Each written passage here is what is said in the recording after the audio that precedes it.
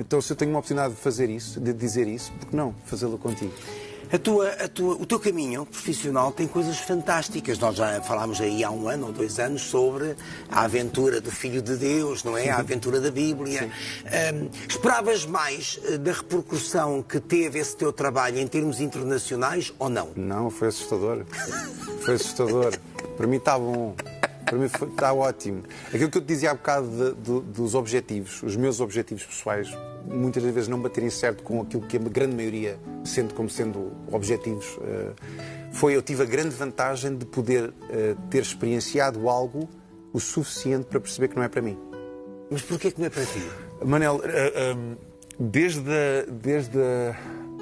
a futilidade de tudo, desde as variáveis que não são necessariamente o talento ou a tua capacidade, desde o modus operandi, ou seja, de eu ter um entourage de 10 pessoas comigo, desde publicist do estúdio, publicist mais o stylist, mais não sei o quê, aquele tudo, aos olhos de alguém que se calhar sempre quis ser famoso, seria o céu. Com certeza.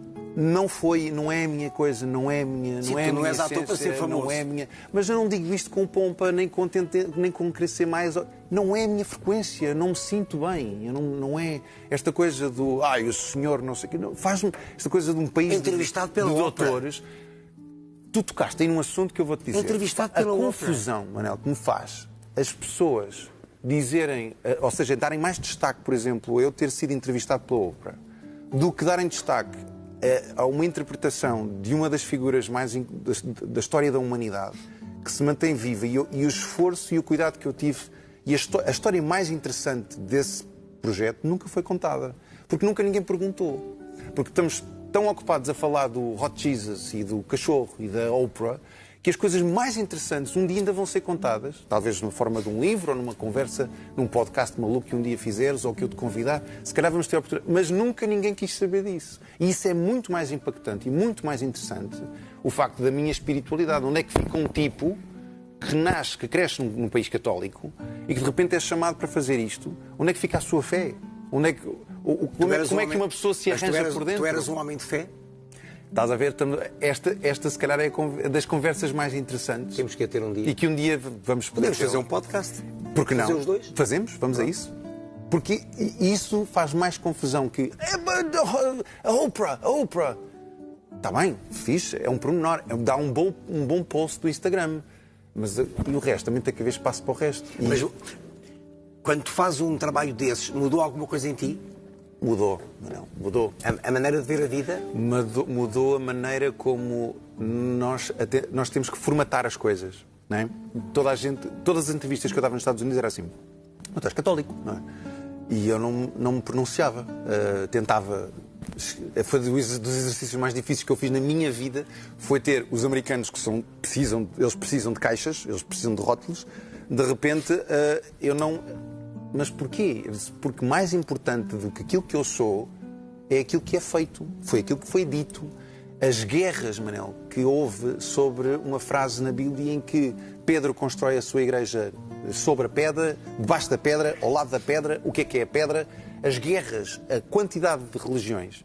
E nós estamos a discutir esta burocracia e não ouvimos aquilo que é dito. E, portanto, para mim... O arranjo mais importante que foi feito dentro de mim para poder fazer esse trabalho, ao ponto de, inclusive, eu ter sido despedido, eu fui despedido, estás a abrir os olhos, um dia num podcast falamos, mas eu disse, eu não sou pessoa para isto, eu não sou pessoa para fazer este trabalho porque eu não acredito naquilo que está aqui escrito.